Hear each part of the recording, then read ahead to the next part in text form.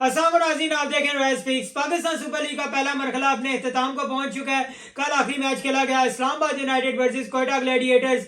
Islamabad United ने Quetta Gladiators को मुकम्मल तौर पर थ्रैश करके रख दिया। खेल के तीनों डिपार्टमेंट में इस्लामाबाद यूनाइटेड कोयटा ग्लैडिएटर्स से कोसों आगे नजर आया। इस्लामाबाद यूनाइटेड की बल्लेबाजी देखे तो उन्होंने जिस एक्सप्लोसिव बल्लेबाजी की, कोयटा ग्लैडिएटर्स को बिल्कुल उन्होंने चांस नहीं दिया। देन उनकी बॉलिंग भी बहुत ज्यादा आउटस्टैंडिंग नजर आई। अगर हम इस मैच को स्टार्ट से देखना शुरू करें तो इस्लामाबाद यूनाइटेड ने टॉस जीता और पहले बॉलिंग का फैसला किया, पहले बल्लेबाजी का फैसला किया उन्होंने। देन उसके बाद उनकी जो चेंजेस थी, उन्होंने सबसे पहले तो फजले हक फारूकी को डेब्यू कराया अपनी तरफ से। फजले हक फारूकी अफगानिस्तान के लेफ्ट आर्म फास्ट बॉलर है, रिसेंटली काफी खुद को एस्टेब्लिश किया उन्होंने। लीग्स में भी नजर आते हैं, सिडनी थंडर्स के लिए भी बिग बैश में खेले। देन उसके बाद अब वो आईपीएल में सनराइजर हैदराबाद के लिए भी सिलेक्ट हो चुके हैं। अब इस्लामाबाद यूनाइटेड की तरफ से कल खेल रहे थे। देन उसके बाद उन्होंने फहीम अशरफ को दोबारा टीम में लाया। दूसरी तरफ कोयटा ग्लैडिएटर्स ने भी चेंजेस की, उन्होंने 2 चेंजेस की। कैस अहमद की जगह विल स्मिथ को ऐड किया अपने टॉप ऑर्डर में। वो पहले भी कोयटा ग्लैडिएटर्स के लिए खेल चुके हैं लास्ट सीजन में, अब दोबारा से उन्हें टीम में शामिल किया गया। देन उसके बाद नीचे उन्होंने अहमद खान को खिलाया। अब्दुल वहीद बंगलजई की जगह अहमद खान का भी ताल्लुक बलोचिस्तान से है, पीजेएल से सेलेक्ट किया गया। उन्हें अच्छे प्लेयर है लेकिन इस मैच में खातोखा कारकर्दगी नहीं दिखा सके। अगर हम इस मैच को स्टार्ट से देखना शुरू करें तो मोहम्मद हसनैन ने तो इस्लामाबाद यूनाइटेड के टॉप ऑर्डर को बिल्कुल हिलने का मौका नहीं दिया। उन्होंने सबसे पहले रहमानुल्लाह गुरबाज का आउट किया, देन उन्होंने रोसी वैंडर ड्यूसन का आउट किया। दोनों ने पिछले मैच में बहुत अच्छा परफॉर्म किया था। रहमानुल्लाह गुरबाज ने आई थिंक 62 रन बनाए थे, पहला मैच खेल रहे थे इस्लामाबाद यूनाइटेड के लिए इस सीजन में। देन रोसी वैंडर ड्यूसन एक एंकर का रोल प्ले करते हैं उनकी इनिंग्स में, लेकिन कल को अच्छा नहीं खेल सके, एक स्कूप शॉट मारते हुए विकेट आउट हो गए। देन उसके बाद देखें तो कॉलिन मनरो ने ऊपर से अच्छी बल्लेबाजी करने की कोशिश की लेकिन वो बहुत ज्यादा सस्टेन नहीं कर पाए। पावर प्ले बहुत ज्यादा बुरा गया इस्लामाबाद यूनाइटेड का। 6 ओवर में 39 रन थे उनके, मर के 50 ओवर में 8 ओवर में उनका 50 मुकम्मल हुआ। देखें रन बहुत कम थे, लेकिन देन उसके बाद मुकम्मल तौर पर टेबल टर्न हो गया। कोयटा ग्लैडिएटर्स पहले 8 ओवर में बहुत ज्यादा चेंज टीम नजर आ रही थी, बहुत ज्यादा एनर्जेटिक नजर आ रहे थे, एक दूसरे को बहुत ज्यादा मोटिवेट करते नजर आ रहे थे, विकेट्स भी ले रहे थे। बट एट दैट टाइम जो आजम खान और आसिफ अली के दरमियान पार्टनरशिप लगी उसने मुकम्मल तौर पर मैच को बदल के रख दिया। दोनों ने बहुत अच्छी बल्लेबाजी की। पहले आसिफ अली की बात करें तो आसिफ अली ने लास्ट मैच में भी बहुत अच्छी बल्लेबाजी की थी। पहला मैच खेल रहे थे इस सीजन का, उन्होंने 13 बॉलों में 29 रन बनाए थे और इस मैच में उन्होंने 24 बॉलों पे आई थिंक 43 रन बनाए। बेहतरीन बल्लेबाजी की, 175 रन के स्ट्राइक रेट से बल्लेबाजी की। देखें आसिफ अली का यही रोल है, वो एज ए फिनिशर आते हैं, लेकिन कल उनकी इस्लामाबाद की विकेटें बहुत ज्यादा जल्दी गिर चुकी थी। देन उसके बाद उन्हें जल्दी तकरीबन 10वें ओवर में ही वो बल्लेबाजी के लिए आ गए थे, लेकिन उन्होंने जिससे आजम खान का साथ निभाया इट्स रियली अमेजिंग। आजम खान की बैटिंग तो अनमेरिकेबल थी ना, अनएक्सप्लेनेबल बैटिंग की उन्होंने बहुत ज्यादा। उन्होंने हर क्वेश्चन का बेहतरीन आंसर किया, बॉलर ने जो क्वेश्चन किया उन्होंने ठीक ठाक उसका जवाब दिया। देन उसके बाद देखें आजम खान की बल्लेबाजी के भी 2-3 फेसेस नजर आते हैं। पहला फेस देखें तो उन्होंने 20 बॉलों में 25 रन स्कोर किए। देन कोई छक्का नहीं था इस फेस में। पहला फेज देखें आजम खान की बल्लेबाजी का तो उन्होंने 20 बॉलों में 25 रन बनाए, कोई 6 नहीं था। लेकिन एट वेरी नेक्स्ट उन्होंने जो अपनी अगली 32 बॉलों में अपने रिमेनिंग रन बनाए, उन्होंने बेहतरीन बल्लेबाजी की, अपने तमाम छक्के उस फेज में लगाए। उसमें 383 के स्ट्राइक रेट से ऑलमोस्ट उन्होंने बल्लेबाजी की। उन्होंने बॉलर्स को बिल्कुल रुकने का मौका नहीं दिया। आखिरी 12 ओवर में इस्लामाबाद यूनाइटेड ने 150 रन स्कोर किए, तकरीबन 15 छक्के लगे।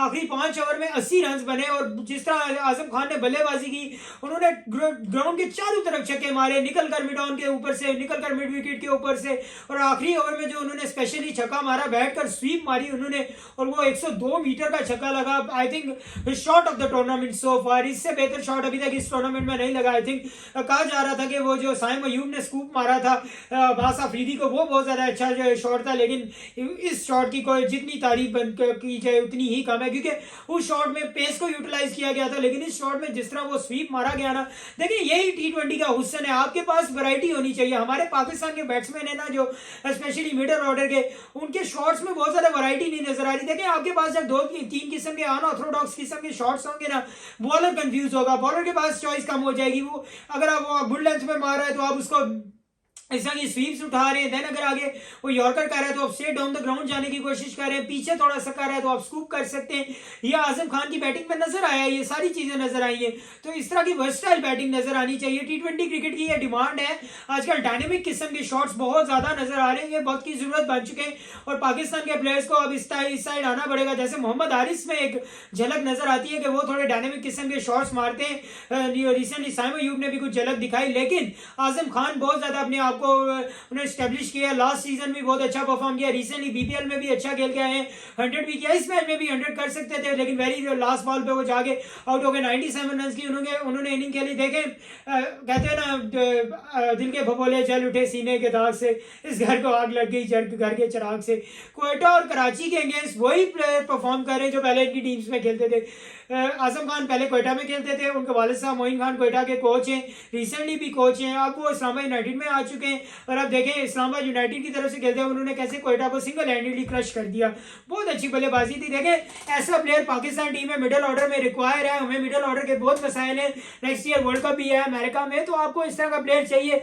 एक जो उनके क्रिटिसिज्म है कि इनकी फिटनेस नहीं थी, नो डाउट आजम खान की fitness up to the mark नहीं है, बहुत ज़्यादा वो हेल्दी है, बहुत ज़्यादा हेल्दी नजर आते हैं, तो उन्हें देखिए 2 विकेट कीपर खेल सकते हैं। रिजवान फील्डिंग में भी अच्छे हैं, रिजवान जैसे विकेट कीपिंग से पहले हम देखें तो जैसे वो डोमेस्टिक में जब वो ऐसे फील्डर खेला करते थे तो क्या उन्होंने एक सुपरमैन वाला कैच भी पकड़ा था, उस पर आईसीसी ने बकायदा वीडियो भी अपलोड की थी। Is a good fielder. तो अगर आप देखें 2 wicket keeper at a time खेलते हैं, अगर इंडिया में ऋषभ पंत और ईशान किशन खेल सकते हैं, देन उसके बाद इंग्लैंड में जॉस बटलर और जॉनी बेरिस्टो खेल सकते हैं, तो व्हाई नॉट, पाकिस्तान में क्यों नहीं ऐसे हो सकता। हमें भी इनोवेशन की तरफ जाना पड़ेगा।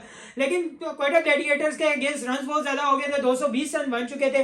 देन आप देखें तो फिर जब क्वेटा की बल्लेबाजी आई तो क्वेटा ग्लैडिएटर्स तो बेसिकली अपने टॉप ऑर्डर पे रिलाई कर रहा था। तीनों फॉरनर्स थे, तीनों से क्वेटा को बहुत ज्यादा उम्मीदें थी कि ये परफॉर्म करेंगे। लेकिन मार्टिन गप्टिल ने 100 तो बना दिया, लेकिन उसके बाद तो वो बहुत ज्यादा ही ऑफ कलर नजर आ रहे। कल भी देखें फजले हक फरूरी ने आते साथ ही उनको बिल्कुल लाजवाब कर दिया और विकेट के वो अपनी थ्रो करके चले गए।